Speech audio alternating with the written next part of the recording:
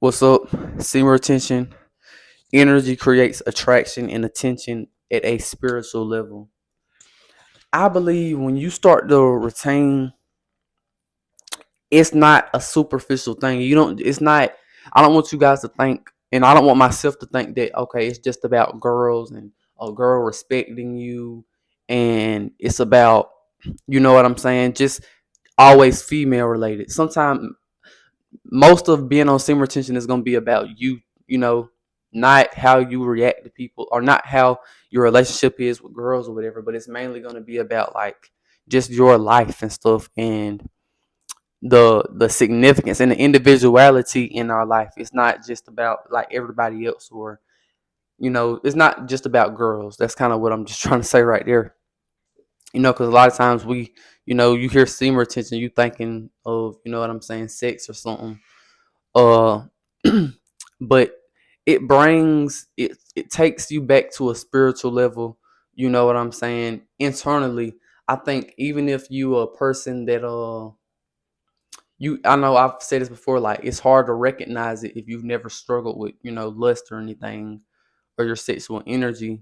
But I definitely do notice I feel more kind of toward, like inclined to just really go harder with my relationship with God. Obviously, I know I'm not working for anything.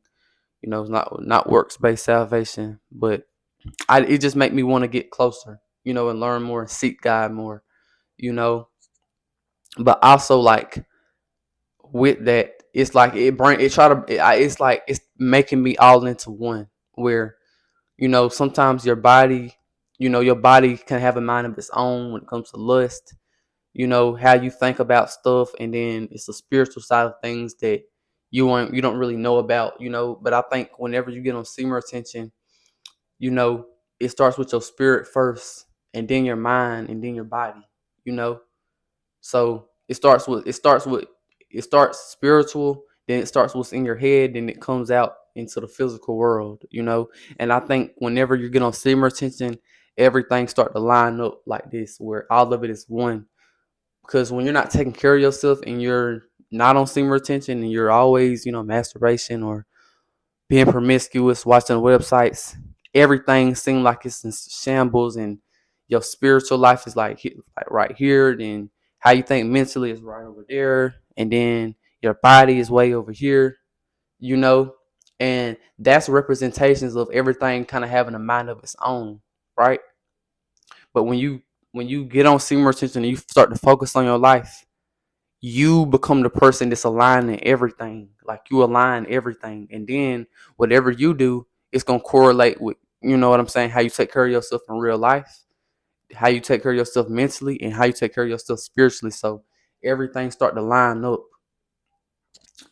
and I think that brings a different type of energy on you that people can see, because I think the most confident type of person is a person where their whole life is congruent with who they are as a person.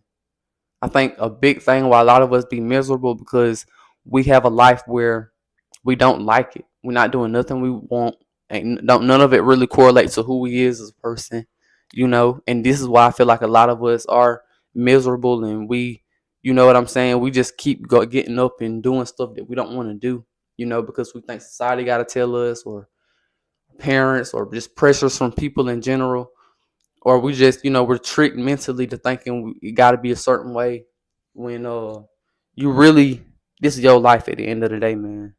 It's really your life, and people can say stuff to you or whatever, but I believe attention and attraction, it follows people who are all the way connected with who they is as a person, and that starts at the spiritual level.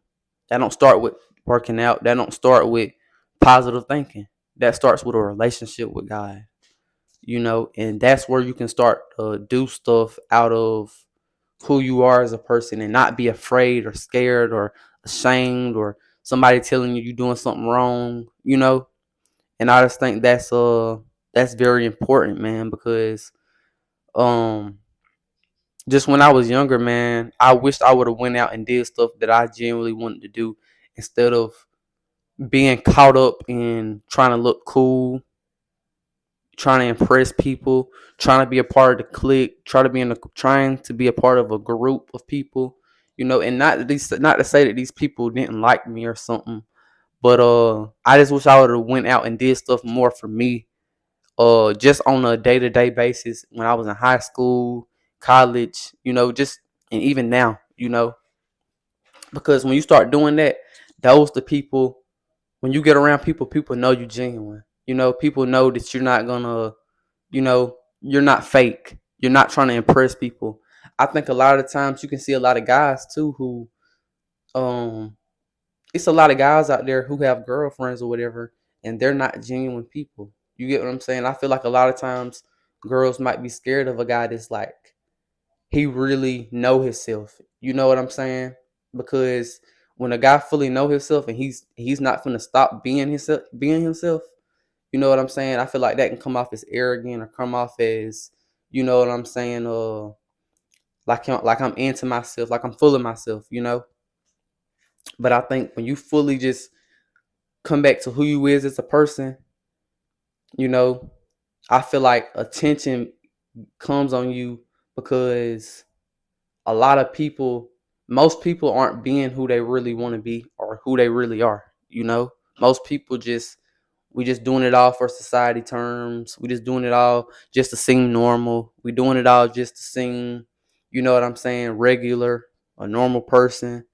But that ain't me, man. That ain't me. And I was trying to be like that for so long.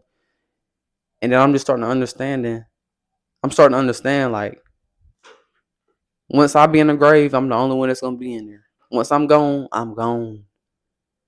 So why would I live my life on earth? Because that's a big thing with similar tension. You can go out on your own way in life. You're not trying to do nothing for nobody else. And why would I try to be what somebody else want me to be?